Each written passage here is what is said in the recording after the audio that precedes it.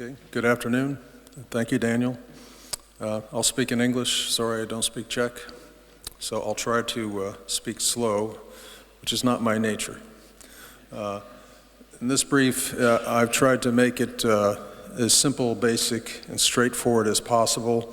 But of course, if you have questions, ask them, and we'll be around afterwards if you want to go in more depth. So this is the outline, what I want to address.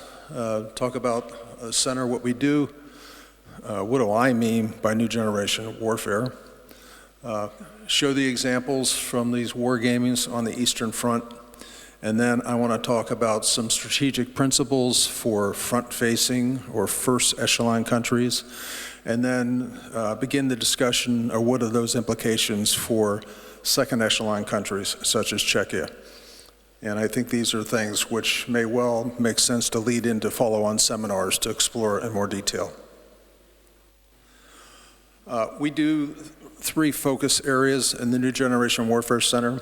And actually, I was going to do it as I go, but I'll do it now. I'm here with my team. I have Dr. Phil Peterson, who's the president, sitting in the back, and he's our lifelong expert of Russian General Staff thinking.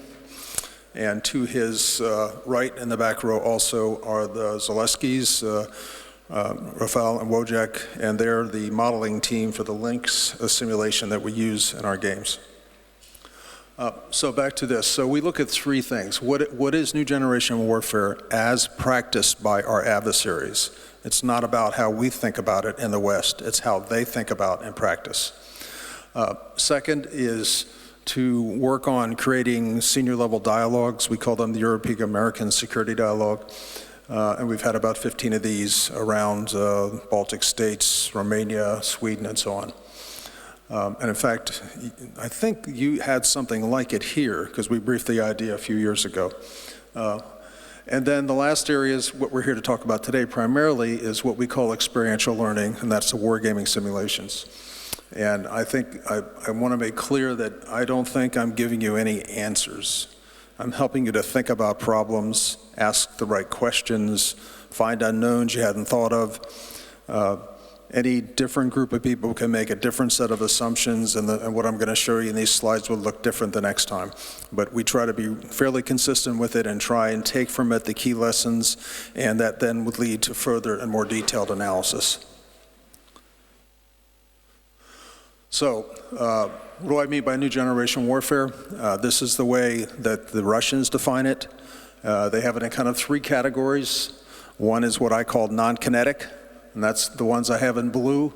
A lot of different names people use for these sort of activities. There are probably more than I have up there, but I wanted to try and make it simple and easy to understand. The second is classic warfighting, kinetic warfighting, armed conflict. And I think it's important to remember is that just because an armed conflict starts doesn't mean that the non-kinetic stops. And the non-kinetic can continue in other states and countries, just as we see today with Russia and Ukraine, where they're still meddling in many countries in Europe, while at the same time meddling in Ukraine as well as attacking Ukraine. And then the important last element, and I think this has been well demonstrated throughout the entire conflict, where President Putin and his cronies have demonstrated extreme skill in intimidating my White House by threats of nuclear use and limiting actions that we might take. We've been slow rolling our support of Ukraine from the beginning. You know, first we couldn't have this, then we couldn't have that, then eventually it did. And many of this is driven by daily threats of nuclear use by Russia. And the second part is destruction of critical infrastructure. You've seen that, a dam got blown up. You've seen the threats to blow up nuclear power plants. Right now in Ukraine, approximately 75% of their energy is delivered by nuclear power plants. 3 missiles in the right spot, they would have no energy at all. And last point is that keep in mind, this is not an escalation ladder. This is a menu, and they pick from whatever part of it is needed to achieve the effect they want to achieve. Anyway, that's our view and our philosophy from which we approach this. We've written a couple books. Dr. Peterson's the primary author. I get to contribute, edit, and fight with them about what they say. And I think we have some here in the back that you can get copies of them. And then turning to the simulations, I just wanted to emphasize that we've been working across the entire Eastern Front. We've been involved in and conducted activities and simulations from as far north as Svalbard to down into the Eastern Mediterranean. Although a main focus has been in the Baltic space in Poland, in Romania, and in Sweden, in the sense of that's where we've done the most work, but we've looked in all these regions. So let's talk about war game simulations in particular. What we're trying to, at least this year, and what I'm talking about today, is to focus on NATO's Article 3. That's the self-defense clause, and saying, what can you do to protect yourself? And so in all these games, we're looking at the first 5 to 10 days of a conflict, and we're going to assume that in this case that NATO is not able to either make a decision or physically can't get the resources there in time to support it. Maybe that's not true, but I think it's best to do that assessment. Can you survive for 5 or 10 days by yourself? And then in looking at that, did you buy the right equipment? Are they integrated correctly? Are you trained? Do you have the munitions? So that's what we're really trying to do, is looking at those initial days of war. And then, of course, the last here is the issues of military mobility. We actually have done a number of exercises there as well. Ben Hodges did a big one a few years ago that when he was at SEPA that kind of highlighted this in 5 different regions of NATO and Europe. This is our simulation. It's a fairly operational level one.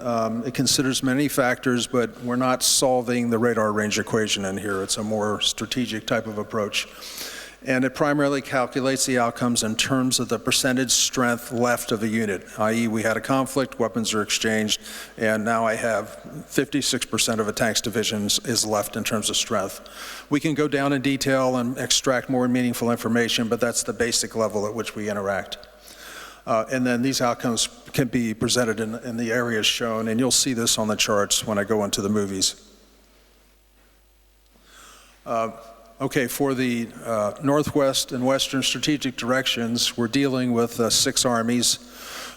Maybe not everybody can see it, but 6th Army, 20th, 2nd, 41st, 1st Guards Tank Army, 25th Army, and then depending on which simulation, either the 11th Corps or the 11th Army in Kaliningrad. Now, different combinations of these are used in these, and of course there's a separate map for Romania, and I'm not going to show that for you just for brevity's sake.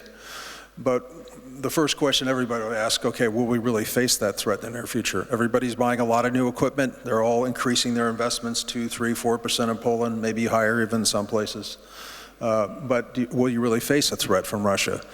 Well, every report I've read, and there have been about 5 major ones coming out from places like the Atlantic Council, RUSI. This quote is from the one the Atlantic Council just put out, I think about a week ago.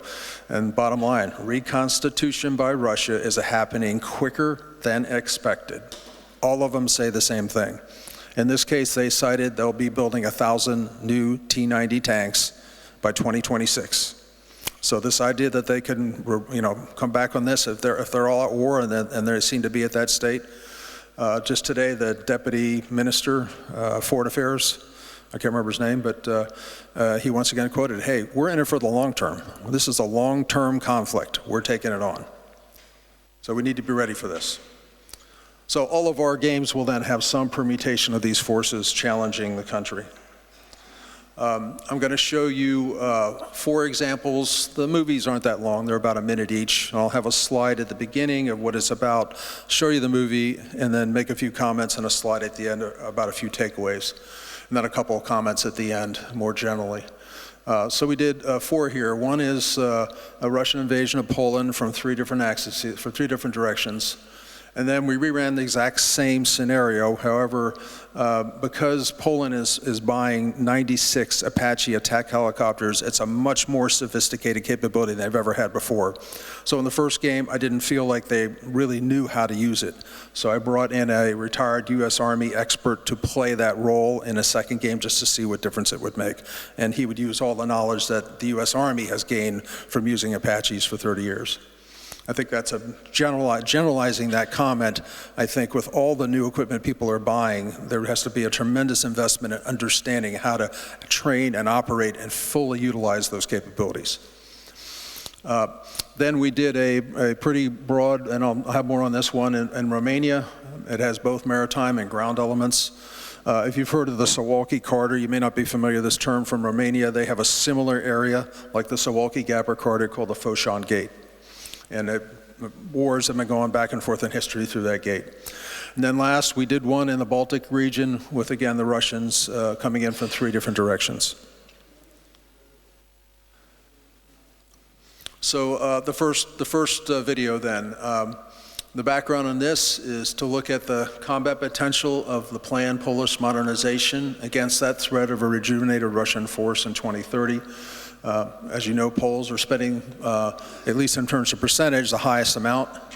And so in this case, they have 5 divisions available for conflict, 1 in reserve, and they're buying M1 tanks, Korean K2 tanks, Apaches, as I mentioned, Joint Strike Fighter, and FA-50 is a Korean fighter attack aircraft, in addition to the F-16s they still have. In this case, they face 3 Red Armies and 1 Corps, which is in Kaliningrad. And then their focus is mostly T-90s, some Tu-72 tanks. Now, we're not making Russia 10 feet tall on this. When they rejuvenate, it's a more basic capabilities, T-90s, T-72s. It's not going to be a super high-end capability like the T-14.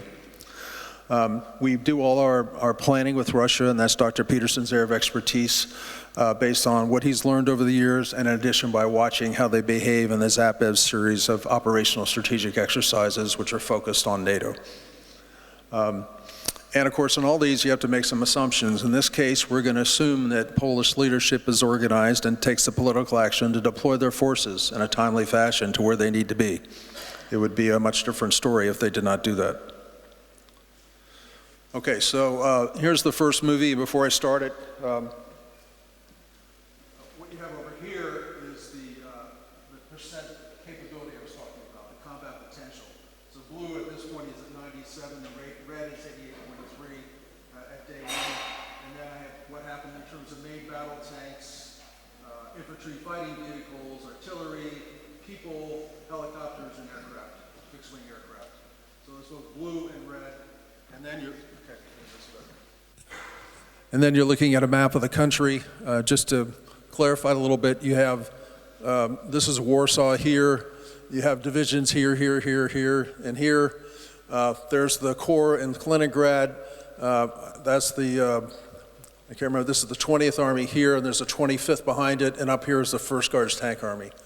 And so that's where they're deployed, and their intent is to then, they want to seize Warsaw as their goal.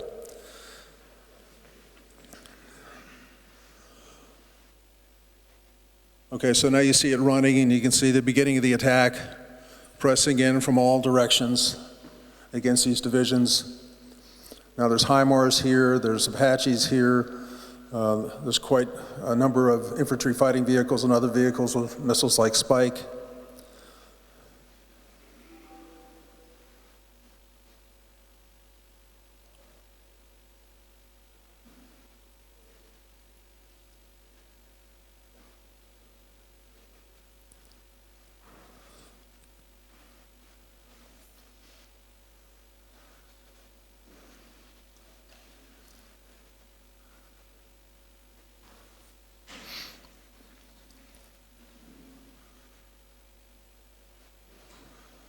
So what you may have seen in many cases was red units moving forward and then going back. That's because, for example, this tank division got so beat up out here that they had to pull back. They weren't strong anymore, and then other units went to replace it. But remember, this is Warsaw right here. And the end result you can see is that, you beat them up pretty well. They didn't really get to their objective, which would have been to take Warsaw, although they did penetrate pretty well in this particular use. And that's what led me to run the next one, where I wanted to look at the Apaches. Let me kind of show the summary. So I think in this case, Poland was able to defeat the initial Russian aerospace operation, but they did that by nearly depleting their Patriot missile stock, which is about 800 missiles.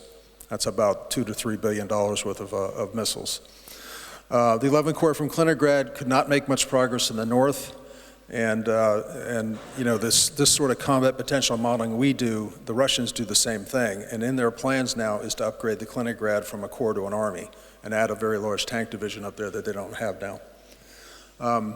After 10 days of war, you saw Red did penetrate quite a bit, so they achieved some of their objectives, but their units overall were reduced to 50% strength and below, and I didn't emphasize this. So at the end of 10 days, Blue is down to about 82%, Red is below 50% overall. And some of these units, like the ones I was talking about, the tank unit that went back was well below that percentage, and that's why they had to pull back and reconstitute. But remember, there was 3 armies, there's several other armies up here, so they can easily take a little pause and reconstitute to move forward. A lot of new systems were in play here that Poland was buying, and they were pretty effective. Now in this case, I thought the exchange ratios were 3 to 5 to 1. I think they can do better than that. They can improve on that. But in the end, they did stop them. They did limit their objectives and what they could achieve. However, there will still be the need for NATO reinforcement. However, Red will reinforce too. I mean, if this was the end of it, they maybe wouldn't need it, but Red will be coming back. And as you've seen in Ukraine, they'll be very persistent if they believe they want to keep doing this. Okay, I'm just going to go on and keep showing the next one. Do you want me to stop? Okay. Okay, so exercise 2, as I said, is the same. But again, I wanted to get the experience of 30 years of U.S. Army aviation into this to fully exploit that capability of the Apache and see what difference that might make. Everything else is the same as before.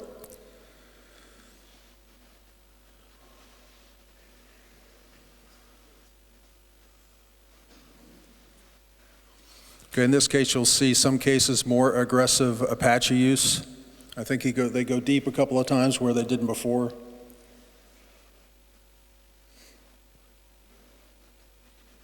You'll see them driving further into red lines. That's a risk that the Polish players wouldn't be willing to do. So we got to day 5, and well, I didn't stop it, but on day 3, they'd achieved the same position as they had before. They had the Red down to below 50% capability overall. And you can see after 5 days, they're down to 34%, and so many units on the Russian side at this point were not combat capable anymore that we just stopped the game at that point. Now, of course, they could ultimately reinforce. However, you notice also that you have almost 89% of the blue forces are still combat capable. So you have much more of your capability left than before. And so that's pretty much what I'm saying here, the same thing. You could see the comparison. And I think the key lesson here, as I said, is investing in training and doctrine development is very important to exploit these new capabilities. I think also because the Russians do the same type of modeling that we're doing here, they'll be able to do that evaluation to know that you could do better, and that in itself has a deterrent value. And also, as I mentioned, it could reduce the need for reinforcement if you can defeat them in those first initial days and make it harder for them to reconstitute.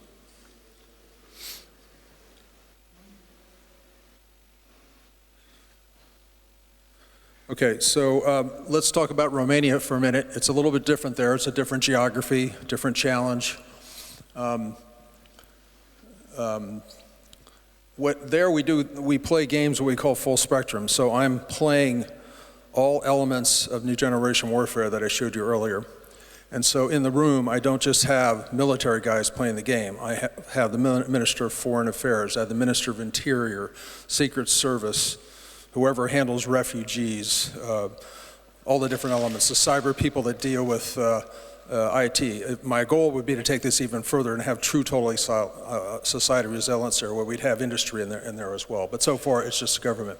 And they play the moves just like the military do. So they know this was done to me in a non-kinetic phase. Hey, they threatened that nuclear power plant, or they shot some drones at it, and suddenly there's a run on iodine pills by the nature. And then on top of that, a whole bunch of people start fleeing, and they're all on the same roads trying to get out of there. Or as they're advancing, a bunch of refugees come out of Moldova, and you have to deal with that all coming through Romania. And those are the same roads that you want to put your military forces on. So it forces them to work on this as an entire country. So we have kind of a strategic group led by their National Security Council that plays that part of these games. So in this case, we did 2 moves that were completely non-kinetic, just focusing on that area. Then we had 3 kinetic moves, which I'll show you, even though the non-kinetic and nuclear infrastructure attacks continue. In this case, they began, and I guess I didn't emphasize it in the last one, all of them begin with a red aerospace operation. I'm not sure most people realize in the Ukraine conflict, because it was run by Putin and the intelligence services, there was never a comprehensive red aerospace operation at the beginning of that conflict, which you can expect to occur here in NATO. And then in this case then, it was a major conflict in the Black Sea. Their goal was to do a red amphibious invasion of the Romanian coast and ports. And then there was a red ground invasion through that Foshan gate that I talked about, and I'll show you that on the map in the middle. And again, this is fairly similar, around 2030 timeline. Romania is not buying as much as Poland, but I think their budget's up to about 2.5%, and they're buying a lot of the same systems and a few other systems beyond that. And at the same time, we're going to assume the same sort of rejuvenation of different armies, which are down in the southern region than what I showed you before. Okay, so what you see here are the red ships, the Russian ships, their full complement. There's no Montreux Convention issue yet because they haven't started the conflict, so they get all their forces where they want to have them. There are a whole bunch of Romanian ships over here. I think they have about 40 in total. Romanian forces distributed around, you have Patriots over here, you have HIMARS, you have Apaches, then you have all their tanks and other things. And then the red forces have to come through here. And this region right here is what's known as the Foshan Gate, because you have the problems of some major river crossings here. And then this is the whole Danube Delta region, which is really impassable. They do have riverine boats and a lot of riverine combat there, but the Romanian riverine boats are actually better than the Russian ones, so they pretty much can beat that off.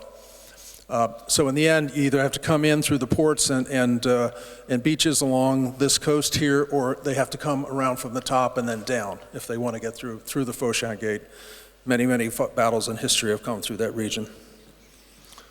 So I will start it, and I think this one takes a second or so to get going.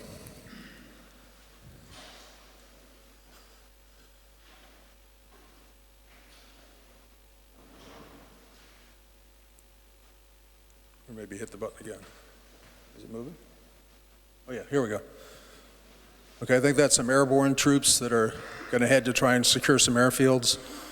This is the red aerospace operation, about 75 planes in total and over a course of 3 waves. Believe me, the Patriot missiles batteries there are shooting a lot of missiles right now.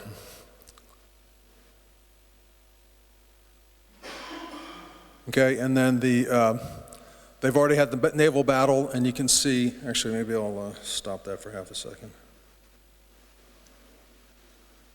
So you can see here the ships that were, keep going. You can see where the ships are killed with the X. And then up on the left, they made the incursions, trying to get into the Foshan Gate.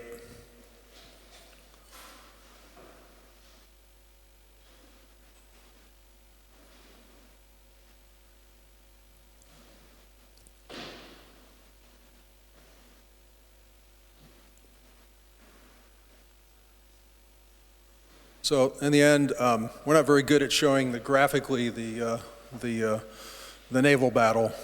And you can see there's been a lot of fighting up here that they've managed to pretty much hold the line at this particular point. However, there's a big army coming here and another one behind it that aren't yet in the conflict. So some takeaways from this. Well, we talked about the whole of government. In this case, we have to use the NATO fictitious country construct because of the sensitivities in the country to do this at an unclassified level. In terms of the naval battle, in a closed sea like the Baltic or Black Sea, with the modern anti-ship cruise missiles that people have today, NSM is one, for example, and they also have them in shore batteries, plus sea minings. Pretty much it is not survivable. A surface ship at sea is not going to survive in this type of conflict unless everybody runs out of missiles. So in this case, Romania lost all of their ships, every single one, and Russia lost most of their ships the same day. I think the Iranians probably would have killed all the Russian ships, but they had like 170 of these NSM missiles, so they ran out. They needed about another 100. and the Russians shot something like 600 or 700 missiles to effectively destroy their fleet. So very high expenditure of missiles on both sides in that maritime battle, as well as in the air defense. I think it was about 700 of the Patriot missiles were used to shoot down about 75 of those aircraft in the aerospace operation. The overall results and exchange ratios were similar to the last games. And in this scenario, because there are more armies to come, and because in many cases Romania has depleted all of their high precision munitions, in case of Patriot, in case of anti-ship cruise missiles, they still have a fair amount of ground combat left. But nonetheless, with 2 more armies potentially that Russia could move forward in this sense, they will definitely need reinforcement. However, if you've looked at the military mobility challenges in that region as we have, it's not easy to get there. There's a lot of different ways you could do it, but it's not something where you can get it there overnight. It's going to take a long time. Like I think the U.S. Army Europe told me that they spent a year studying how to get a tank to Romania, and they couldn't figure it out. So it's a big challenge for them. Okay, so the last one is a Baltic state background. In this case, again, they know what they have. They looked around and they said, this is Lithuania. They looked around and said, well, we don't want to end up like it happened in Bucha. And what we have today isn't going to stop them. So what would it take? We're not a poor country. What would we need to buy? And so we ran some various scenarios, and this is one example.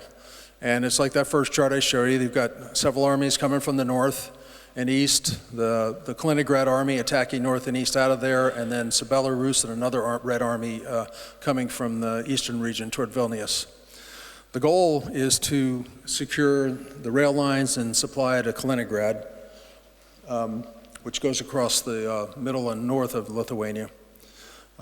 As in other cases, we came up with different ranges, and this is one option of different air defense, medium, long range, short fires, rotary wing aviation, et cetera, that we thought made sense as the most effective balance of things to buy. In this case, Germany has agreed to station a brigade in Lithuania by 2027, but otherwise we assume no other NATO forces were available. And one last comment here is that it's key to fight where it makes geographic sense, not where there is the border of your country when it comes to these conflicts, the way geography drops it. So in this case, the northern battle is mostly conducted in Latvia around Daugavpils. So if you're looking at all, Vilnius is down here, Kaunas is up here, Daugavpils is up there. This is Kaliningrad. You know, Poland is not engaged, they're just here. And these are the forces that they have, which are kind of 2 heavy brigades and a light one. And then there's the German brigade is in here also. There's 3 Patriots. And then they start out with the Belarus forces, and you'll see them racing down and coming from different directions as the movie runs through.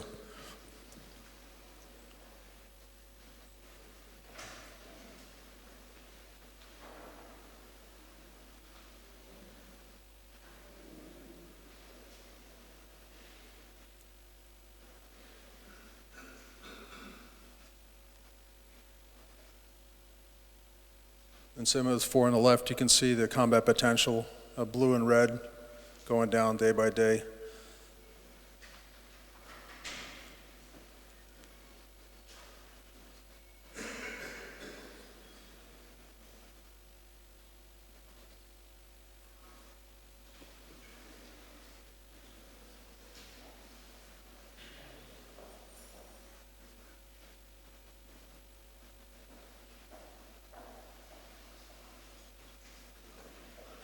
So in the end, blue forces were at about 3/4, 76%, red down to about 63% after 10 days. I think as you can kind of see there, they pretty much held the front. There are a few excursions trying to push in. They pretty much held the fronts here and up there, and as well in Kaliningrad, they were able to beat that off and push them back in. So the answer really here is that they can do it. They have stopped 3 armies. They're fairly well depleted at this point. They require some reinforcement and some refurbishment. The army in Kaliningrad wasn't able to do it either with those systems. You can see what's there. A lot of this we find HIMARS, Apache very effective, although there's a lot of regular artillery in there. The mechanized forces, in this case, had a lot of spike missiles to fire, and everybody had a good complement of any tank capabilities, whether it's Javelin or a lot of other competing systems out there. You know, because I'm an American, I'm going to tend to know better the American system, so that's what's in here, but I just want to make clear there are a lot of other capabilities that are equivalent to this that could be substituted. My rough estimate of the way foreign military sales work is that's about $10 billion worth of things we paid, but one of the things that's clear is when we do these, there's never anywhere near enough munitions bought, particularly when you look at something like this. And in particular, my calculation here is over those 6 days, it was about $4 billion worth that was spent. However, a Baltic country, a small country, can't stop them. You know, there's a lot of geography issues. If you focus it, have the right equipment. However, in the end, you're going to have second national line reinforcement. So, yeah, and let me talk a little bit more about blue weapons expenditures, just so you can get a sense of what this looks like. You know, you have 3 HIMARS. I think in this case, there were 8 tubes each. So it's 24 blasting away. They shot about 2,000 missiles or rockets in total. The Apaches used about 3,000 Hellfires. All those mechanized battalions all had spike missiles. They shot 3,000. A huge number of 155s. Some were guided, some were unguided. I didn't calculate here, but there were quite a few attack drones used on both sides, short and long range ISR as well. I also didn't count tank rounds. It's in there, I just didn't have time to do it. Tank rounds and other types of ammunition. And then, like I said before, 3 Patriot batteries are going to fire around 800 of those missiles, and that's about $2 billion in terms of what they had buying it now. However, I want to make a general comment about munitions procurements. So I just looked through a report by the US government of what we've done since the war began.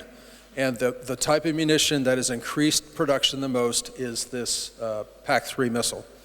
It went up from 100% increase in the number that they're buying, and our production rates have doubled from 21 to 42 per month. So they just signed a new multi-year contract for 870 PAC-3 missiles at $4.5 billion. Now that includes everything, so training, I don't know what's all in that, but that's a full up amount with everything included. Whereas this is really calculated on the missile alone cost. My point is, that's good for one of these conflicts. One, and they're all gone.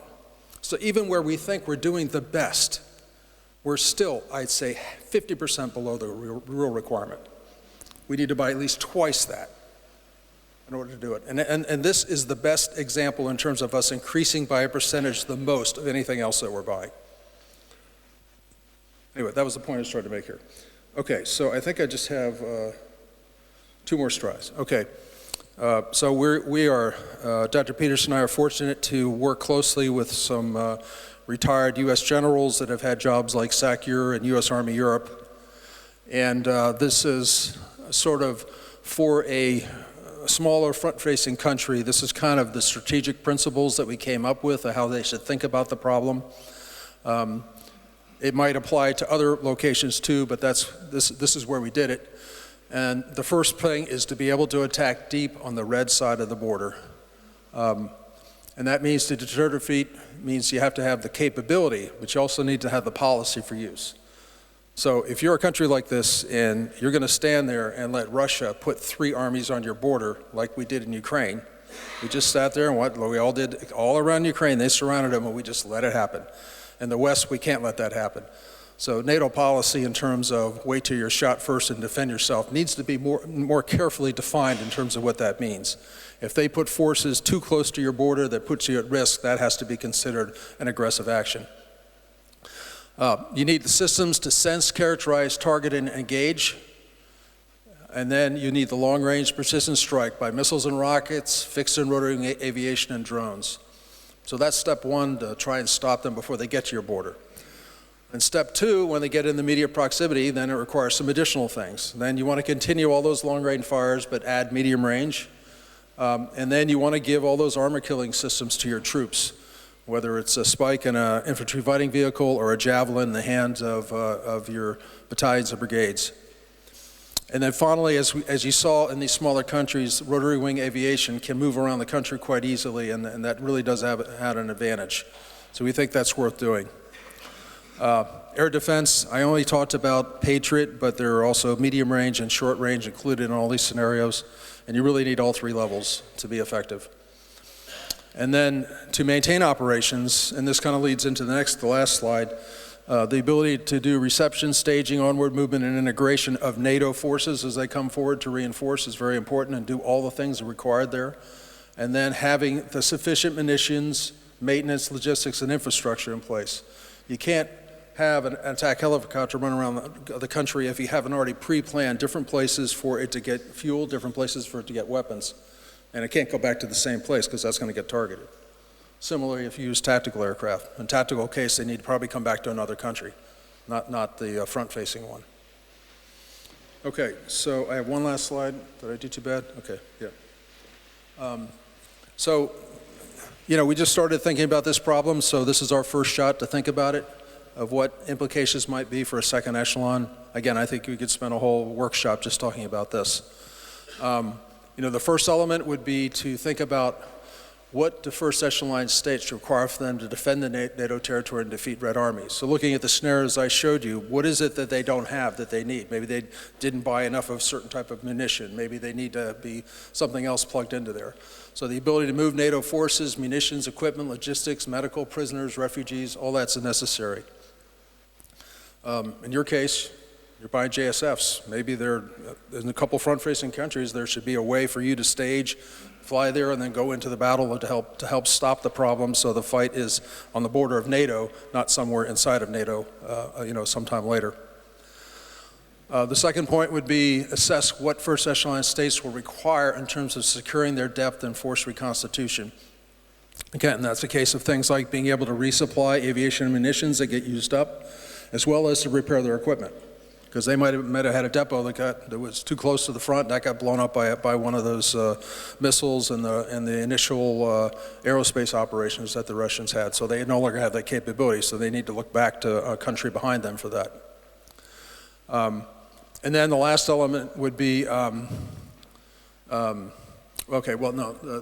second echelon state should prepare for successful penetration by the enemy, be prepared to engage them at vulnerable points. My point is, if this deterrence and conflict does fail. Now in this case, it looks pretty good, at least initially for those periods of time, that we can hold them off because of the superior capabilities that we're trying to buy compared to what the Russians would have. But what if it fails? Where is it that you can help plug it out? That could be a geographic place where it's vulnerable or other places, and thinking through that problem is important. And then finally, provide the equipment to support the maneuver of forces and resupply of already forward deployed forces. And this might be a case where maybe you have an industrial center for these type of consumables, whether it's engines or weapons or other things that are needed in order to be successful.